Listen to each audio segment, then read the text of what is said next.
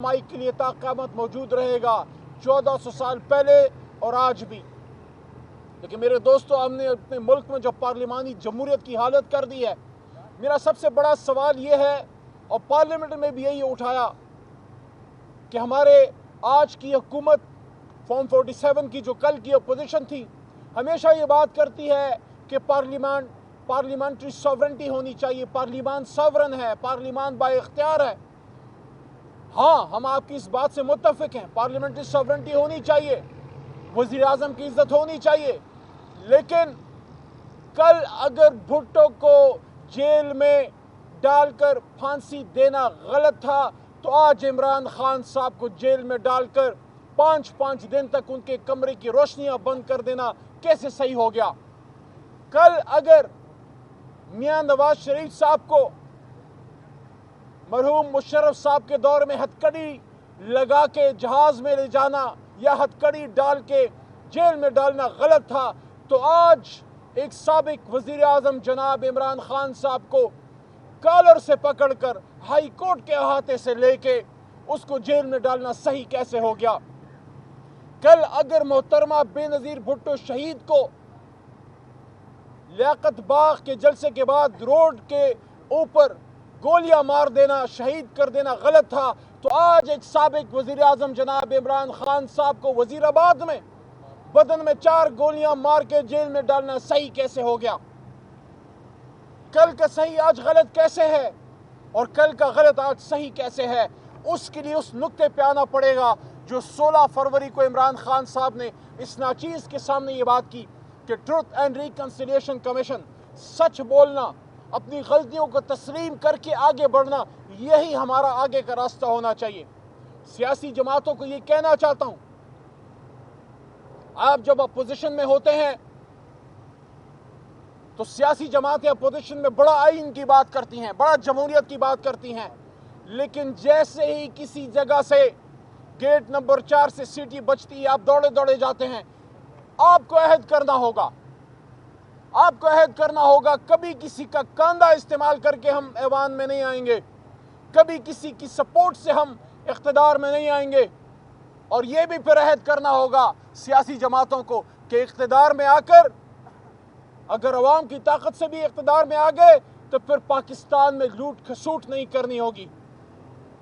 اگر آپ عوام کی طاقت سے اقتدار میں آتے ہیں اور پھر آپ ڈیلیور کرتے ہیں، ایمانداری سے حکومت کرتے ہیں، کوئی اسٹیبلشمنٹ، کوئی طاقتور آپ کو باہر نہیں کر سکتا، آپ کا اپنا عمل پھر باہر کرتا ہے۔ اقتدار میں آ کے پھر آپ ان غریبوں کو کیوں بھول جاتے ہیں؟ اگر آج سیاسی قوتیں اس بات پہ متفق ہو جائیں تو ہر ملک میں ایک فوج ہوتی ہے۔ پاکستان کوئی انوکھا ملک نہیں ہے، ایک نیوکلیئر اسٹیٹ ہے، ہماری ضرورت ہے ایک طاقتور فوج، لیکن اسٹیبلشمنٹ کو سیاست سے دور رہنا ہے، اس پہ ہم سب کو متفق ہونا ہے، اور میں سمجھتا ہوں کہ اسٹیبلشمنٹ میں اس کا بہت زیادہ احساس ہے کہ ان کو سیاست سے دور رہنا چاہیے۔ اس کے لیے ضروری یہ ہے کہ سیاسی قوتیں ایک دوسرے کو نیچا دکھانے کے لیے کسی اور کی طرف نہ دیکھیں۔ کسی نہ کسی نے اس ملک میں حکومت کرنی ہے، کوئی نہ کوئی اس ملک میں آرمی چیف ہوگا، کوئی نہ کوئی تو اس ملک میں چیف جسٹس ہوگا۔ جب سب اپنے دائرے کے اندر رہیں گے تو یہ ملک آگے جائے گا، اور یہی عمران خان کے کہنے کا مقصد ہے کہ اس ملک کو آئین کے مطابق چلاؤ۔ 24 نومبر کو جو کال جناب عمران خان نے دی ہے، میرے لیے اہم دن اس لیے بھی ہے کہ کل بھی میں نے اڈیالہ کے بار یہ بات کی کہ 24 نومبر کو ہی میں اپنے پورے خاندان کے ساتھ عمران خان کے اس کاروان میں شامل ہوا۔ کوئی ہمارے پیچھے نہیں آیا تھا، ہم نے جا کے پتہ کیا تھا کہ کہاں تحریک انصاف کی وہ لیڈرشپ ہے جن کو ہم کہیں کہ ہم عمران خان کے قافلے میں شامل ہونا چاہتے ہیں۔ پاکستان کو بنانے والے خاندان جناح کے ساتھی، ان کے ورکر پیر محمد خان کا پوتا کیوں عمران خان کے ساتھ شامل ہوا؟ میں اور میرے جیسے بے شمار لوگ، یہ ہارون صاحب کھڑے ہیں، بے شمار لوگ عمران خان کے ساتھ اس کی محبت میں نہیں، عمران خان صاحب کے ساتھ اس کی پاکستان سے کمٹمنٹ کی وجہ سے عمران خان کا ساتھ ہم نے دیا۔ مجھے شکر ہے، مجھے اس بات پہ اللہ تعالیٰ کا میں شکر ادا کرتا ہوں کہ ہم سرخرو ہوں گے اس جہان میں، اپنے ان آباء و اجداد کے سامنے، اپنے ان بزرگوں کے سامنے جنہوں نے ایک وقت میں سکھوں کے خلاف جہاد کیا، انگریزوں کے خلاف جب بندوق اٹھانے کا وقت تھا، ہمارے بزرگوں نے بندوق اٹھائی، खैबर पख्तूनख्वा में हाजी साहब तोरंगज़ई के साथ इकट्ठे मिल के अंग्रेज़ के ख़िलाफ़, और जब जमहूरियत से वोट की ताकत से पाकिस्तान बनाने का वक्त आया तो हम फिर जना के साथ, कायद-ए-आज़म के साथ हम शरीक हुए। मैं इस बात पर अल्लाह का शुक्रगुजार हूँ। आप सबको भी होना चाहिए जो इस वक्त पाकिस्तान बचाने के लिए इमरान खान के साथ है, कि अगर हमारे बुजुर्गों ने पाकिस्तान बनाया था तो उनके पोते और नवासे आज पाकिस्तान बचाने के लिए एक मलंग आदमी, एक दरवेश के साथ हैं। आज हमारी यही इस्तदा है। पूरी मेरी इस बात का हासिल वसूल यह है कि 24 को जो हमारा एहतजाज है, धरना है, जो भी आप उसको नाम दे, पुरअमन, उसका पहला नुक्ता ही आईन और कानून की हुक्मरानी है। अगर आईन और कानून की हुक्मरानी होगी तो मैं क्या चीज़ हूँ? जिनकी पैरों की हम खाक हैं। सरकार दो आलम हज़रत मोहम्मद मुस्तफ़ा सल्लल्लाहु अलैहि वसल्लम ने फरमाया था कि तुमसे पहले बहुत कौमें इसलिए तबाह हुई कि ताकतवर के लिए कानून और कमज़ोर के लिए कानून और होता था। तो तहरीक इंसाफ की सारी जदोजहदी रूल ऑफ लॉ की है।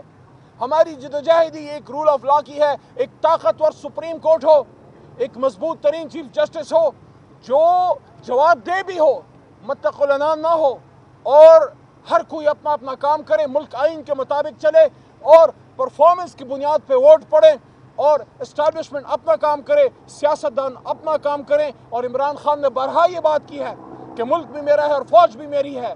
तो फ़ौज पाकिस्तान की ज़रूरत है।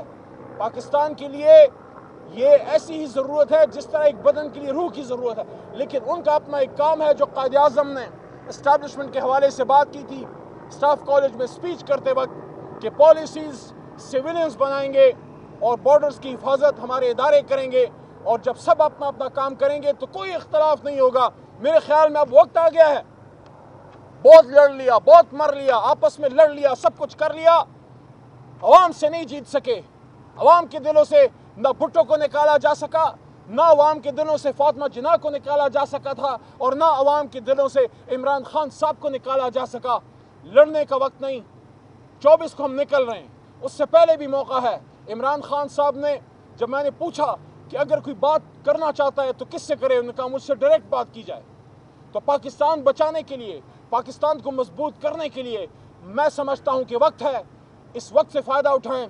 गुफ्तगू से बड़े बड़े मसले हल होते हैं, टेबल पे बैठ के बड़े बड़े मसले हल होते हैं। और एक बार फिर हम क्या और मैं क्या और इमरान खान क्या, जिनकी पैरों की हम खाक हैं, सरकार दो आलम हज़रत मोहम्मद मुस्तफ़ा सल्लल्लाहु अलैहि वसल्लम की ज़िंदगी से मिसाल है सुलह हुदैबिया की। हम समझते हैं कि पाकिस्तान के सियासी मसाइल का हल गुफ्तगू में है। अगर वो नहीं होगी तो फिर तो हम एहतजाज में तो निकल रहे हैं, वो हमारा काम है। लेकिन इस वक्त हमारे चैलेंजेस हैं, पाकिस्तान को बैरूनी अंदरूनी चैलेंजेस हैं। पाकिस्तान अगयार की आंखों में एक आंख नहीं भाता, ना उनको हमारी न्यूक्लियर एसेट से एक आंख भाती है, ना एक इस्लामी रियासत एक आंख भाती है। आप ये देख रहे हैं मुल्क के अंदर कितने चैलेंजेस हैं, सिक्योरिटी के मसाइल हैं, मईशत कमज़ोर है, गरीब बेहाल है, महंगाई से बुरा हाल है। आपका नौजवान, उसकी आंखों से उम्मीदें छिन चुकी हैं। पाकिस्तान का नौजवान किसी भी सूरत में पाकिस्तान से बाहर निकलने में आफियत समझता है। वो Pakistan which was supposed to be a bastion of peace and hope for your young generation, आज आपका नौजवान पाकिस्तान से निकलने में आफियत समझता है, उसको यहाँ होप नजर नहीं आती। आओ अपने नौजवान को उसकी आंखों की उम्मीद वापस दिलाएं। आओ पाकिस्तान में लोगों का यकीन वापस बहाल कराएं, इन्वेस्टर कॉन्फिडेंस बिल्ड हो, यहाँ मईशत बेहतर हो, यहाँ ज़राअत बेहतर हो, यहाँ इंडस्ट्रीज लगे, यहाँ महंगाई कम हो, यहाँ रूल ऑफ लॉ हो, यहाँ गरीब का बेटा भी कभी इस मुल्क का वज़ीर आज़म बन सके, गरीब का बेटा भी कभी और बेटी कभी इस मुल्क की वज़ीर आला बन सके। ये पाकिस्तान ना अशराफिया ने बनाया था, ना अशराफिया के लिए है। कायद-ए-आज़म भी एक मिडिल क्लास आदमी था, कलम का मजदूर था, हम भी कलम के मजदूर हैं, मिडिल क्लास लोग हैं। हम भी पाकिस्तान को बनाने वाले हैं, हम ही पाकिस्तान को बचाने वाले हैं। बहुत शुक्रिया। अच्छा अली मोहम्मद खान साहब, अभी आपने ये कहा कि इमरान खान साहब ने ये कहा है कि मुज़ाकरात मेरे से हों। इससे पहले खान साहब ने ये कहा था कि जो भी बात होगी वो 24 के बाद हम जब पहुंच जाएंगे तो उसके बाद मुज़ाकरात की एक कमेटी बनाई जाएगी, उनके साथ होंगे। आप ये जो कमेटी वाला फिक्रा जो है वो साइड पे हो गया, क्या डायरेक्ट खान साहब से बात होगी, ये क्या होगा, ये रवैया बता दें। 24 से पहले ज़ाहिर है अगर कोई बात करना चाहता है, कोई भी बात करना चाहता है, वो इमरान खान साहब उनसे डायरेक्ट बात करेगा। मैंने पूछा था, जिस पे उन्होंने बताया कि बिल्कुल मेरे से आप बात करें। मेरे ख्याल में इमरान खान साहब ने गुफ्तगू का दरवाज़ा बंद नहीं किया, लेकिन اگر کوئی میننگ فل بات نہیں ہوتی تو ہماری تو تیاریاں مکمل ہیں. پورا خیبر پختونخوا، پنجاب، سندھ، بلوچستان، کشمیر، گلگت، ہر جگہ سے پاکستانیز جو ہیں انشاءاللہ وہ اس دن اسلام آباد آئیں گے اور پرامن بیٹھیں گے اور اپنے انہی 3 بنیادی مطالبوں کا کہ اسیران کی رہائی، آئین و قانون کی حکمرانی اور مینڈیٹ کی واپسی کے لیے ہم پرامن بیٹھے رہیں گے. لیکن بہرحال گفتگو ساتھ چلتی رہنی چاہیے. اس احتجاج کے اینڈ میں بھی ہونی ہے، ایک دن ہونی ہے یا آج ہو رہی ہے مجھے نہیں پتا، مجھے نہیں علم کہ کیا کہیں گفتگو یا مذاکرات ہو رہے ہیں. لیکن میرا یہ خیال ہے کہ مسائل کا حل گفتگو میں ہے. اگر آپ گفتگو کی ٹیبل پہ نہیں آئیں گے، مذاکرات آپ گفتگو سے مسائل حل نہیں کریں گے، تو پھر ایک سیاسی جماعت کے پاس سب سے بڑا میدان وہ عوام کا میدان ہے، وہ روڈ ہے، وہ احتجاج ہے جس کی طرف ہم چل پڑیں. آج ایک اہم اجلاس ہونے جا رہا ہے، اس سے پہلے ایک ڈیلا جیل کے اندر ایک اہم ملاقات ہوئی. کیا کوئی پیغام لے کے آئے گنڈاپور صاحب؟ گنڈاپور صاحب اپنی بات خود کریں گے، لیکن ایک بات میں کہنا چاہتا ہوں کہ گنڈاپور صاحب نے اپنے لیڈر سے وفا کی ہے اور مشکل حالات میں اپنے لیڈر کے ساتھ کھڑا رہا ہے. میں خوش ہوں کہ عمران خان صاحب کے پرانے ساتھیوں میں سے کچھ لوگ آج بھی ایسے ہیں جو اپنے لیڈر کے ساتھ مضبوط کھڑے. علی محمد خان صاحب ایک آخری سوال لے لیجیے. آپ نے کل بھی گفتگو کرتے ہوئے 2-3 جملے بولے تھے کہ اب بھی وقت ہے عمران خان کو باہر نکالیں اور بنی گالا جانے دیں.